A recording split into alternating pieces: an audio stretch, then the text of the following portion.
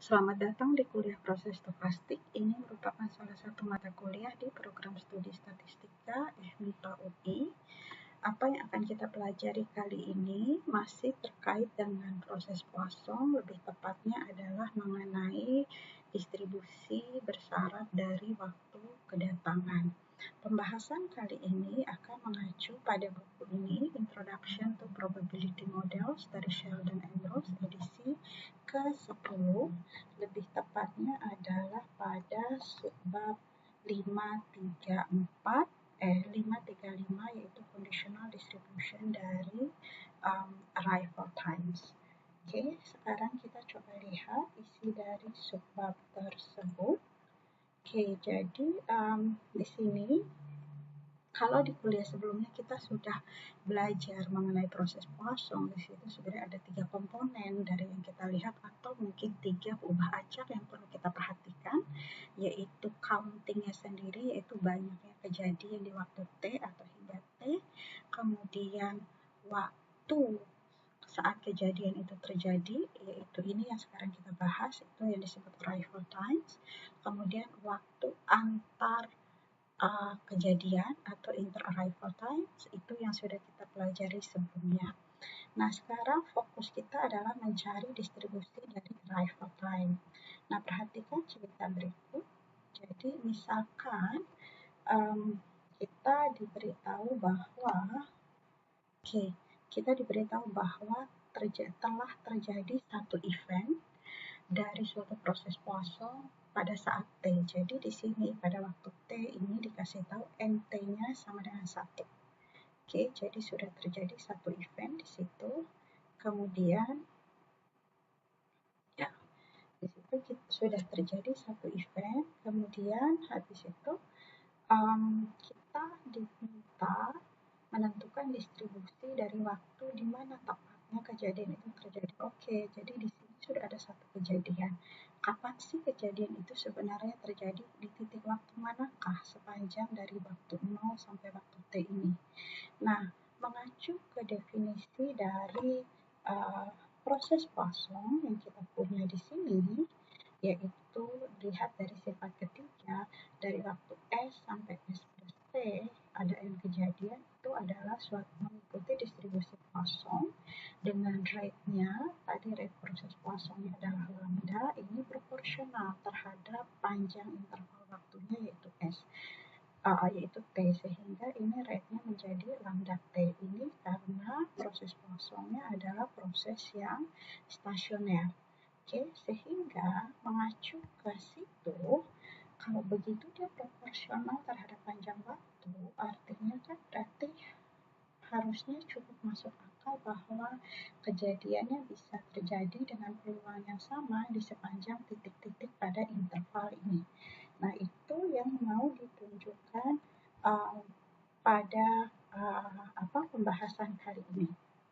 Sehingga untuk kita mencari distribusi dari waktu the first arrival time, gitu ya, waktu terjadinya kejadian yang pertama, ini disimbolkan dengan T1. Oke, bersyarat kalau diberitahu pada waktu T itu sudah ada satu kejadian, ini perumusannya seperti ini. Nah, bagaimana kita mendapatkan perumusan tersebut? Mungkin kita bisa lihat dari ilustrasi berikut. Jadi, sampai waktu T, ini ada satu kejadian sudah terjadi. Di manakah tepatnya kejadian itu terjadi? Jadi, kita mau mencari, T1 kurang dari S. S ini suatu sembarang titik waktu yang lebih kecil atau sama dengan T. Nah sekarang kita lihat seandainya T1-nya seperti ini, ya. Jadi dari 0 sampai sini ini adalah, jadi kita berpikir terjadinya tuh tepat di sini. Tapi kan karena T1 kurang dari S, artinya bisa di sini, bisa di sini, bisa di sini, bisa di sini, bisa di sini, bisa di sini, bisa S-nya geser kan di sini, S-nya tepat sama dengan T juga bisa. Jadi sepanjang titik-titik dari 0 ke sembarang titik yang lebih kecil dari T.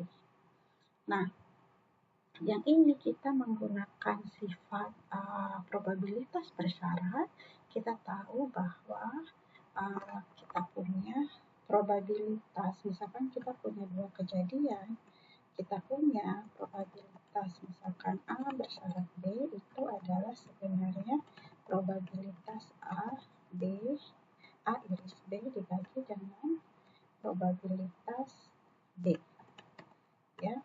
Nah, dalam kasus ini misalkan T1 lebih kecil dari S, itu kejadian A, ini kejadian B, berarti ini bisa dituliskan T1 kurang dari S dan NT-nya sama dengan 1 per PB-nya adalah probability NT sama dengan 1. Oke, nah sekarang apa maksudnya probability T1 kurang dari S, NT sama dengan 1. Oke, tadi kita di sini NT sama dengan 1. Nah, di sini kalau T1 kurang dari S, artinya di sini kita sudah punya kejadiannya misalkan ada di sini. Ini S-nya ada di sini. Ya, ini yang waiting time atau arrival time-nya.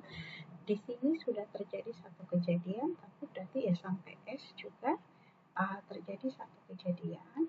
Terus dari S ke T, karena di T juga tetap dikatakan baru terjadi satu kejadian, artinya dari S ke T ini adalah kita hanya punya 0 kejadian, belum ada perubahan. Oke, nah berarti di sini makanya kita bisa tuliskan di sini satu event di 0 sampai S, 0 event di S sampai T. Nah, kembali lagi kita lihat ke berdasarkan sifat, bukan berdasarkan sifat ya, berdasarkan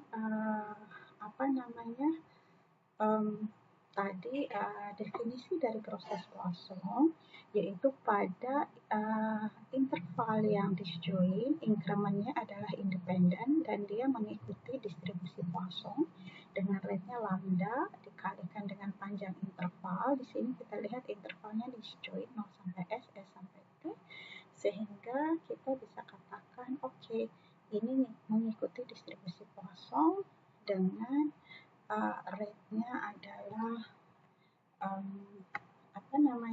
lambda kali S, yang ini distribusi Poisson dengan rate-nya adalah lambda kali T minus S, panjang interval waktunya.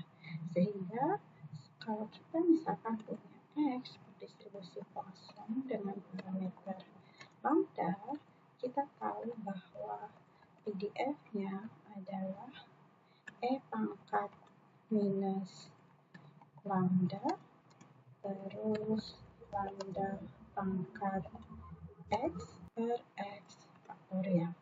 Sehingga kalau yang di sini, yang pertama, suku pertama di sini adalah dia mengikuti distribusi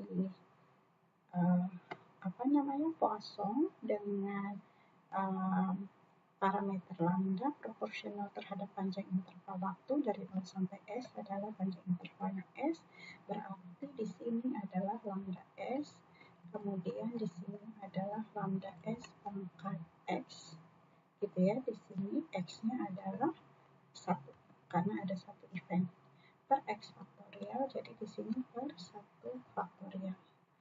Kemudian untuk yang di sini 0 event, berarti E pangkat minus lambda kali panjang interval waktunya dari S ke T adalah T minus S.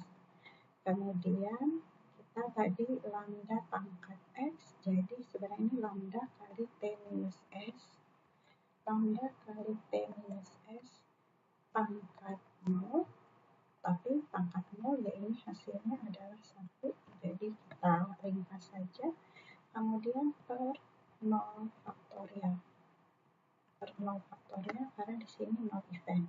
Kemudian yang di bawah ini NT sama dengan 1, karena N0 sama dengan 0, jadi kita bisa membayangkan juga itu increment dari 0 ke T, itu juga adalah mengikuti distribusi Poisson.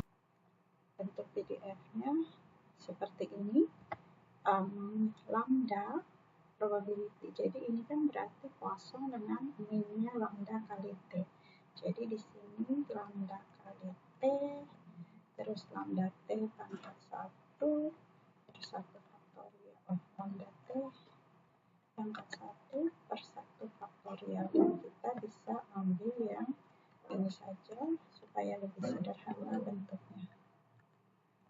Oke, nah ini kemudian kita bisa sederhanakan hasilnya E pangkat minus lambda S. Di sini ada E pangkat minus plus lambda S. Jadi yang ini kita bisa saling meniadakan dengan yang di sini. Kemudian kita punya E pangkat minus lambda T ditambah juga ada E pangkat minus lambda T. Jadi ini bisa dihapus. Kemudian kita punya lambda pangkat 1, di bawah juga kita punya lambda pangkat 1, sehingga yang tersisa adalah S per T. Ini yang didapat dari sini. Nah, apa maksudnya ini? Oke, jadi probability T1 lebih kecil dari S ini bersyarat di T itu masih baru berapa satu kejadian. Berarti kita kan mencari di manakah sebenarnya tepatnya kejadian itu terjadi. Dia bilang S per T, panjang interval ini per interval yang kita tahu yang diberikan itu T. Artinya proporsional terhadap panjangnya titik ini. Artinya bisa di mana saja, di setiap titik. Di sini yang kurang dari T itu punya kemungkinan yang sama untuk terjadinya kejadian tersebut. Yang berarti kita bisa simpulkan bahwa distribusi bersyarat dari arrival time ini adalah distribusi uniform.